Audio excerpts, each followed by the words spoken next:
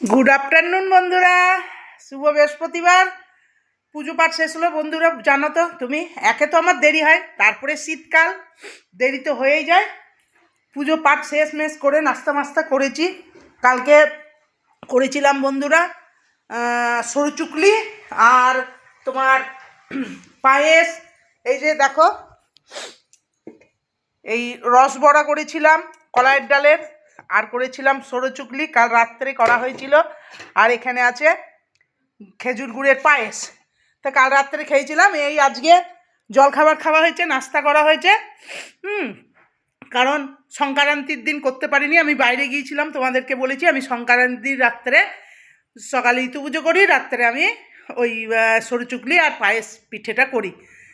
তা আমি তাই জন্যে কালকে করেছি। ছেলে কলকাতা চলে গেল, আবার করতে পারবো না, খাবে, করবো পরে পৌষ মাসের পিঠে। তাই হচ্ছে খাওয়া দাওয়া হয়েছে সবারই জলখাবারে। তাই আজকে এমনি অন্য দিনও দেরি হয়, আজও সেই দেরি। দুপুরের আজকের তোমাদের দুপুরের মেনুটা দেখিয়ে দিই কী কী রান্না করলাম। এই যে দেখো, ভাতটা হয়ে গিয়েছে, সাদা ভাত। আর রান্না করেছি একটা, মানে সব কিছু একটাই ঝোল করেছি আজকে, নিরামিষেরও ঝালের ঝোল, ফুলকপি, শিম, বেগুন, মূলো, ডালের বড়ি, এই দিয়ে একটা নিরামিষ ঝোল করেছি। আর এই দেখো, সেই মাছ এনেছিলাম দেখালাম তোমাদের, এই মাছটারও আলু বেগুন দিয়ে ঝোল করছি। ঝোল মানে রসা রসা, গাঢ় রসা রসা।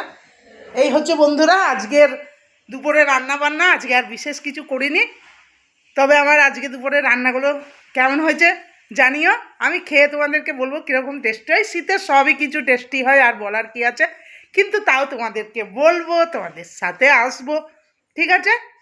এখন ডাকি, আবার আসবো খাবার সময়। বাই।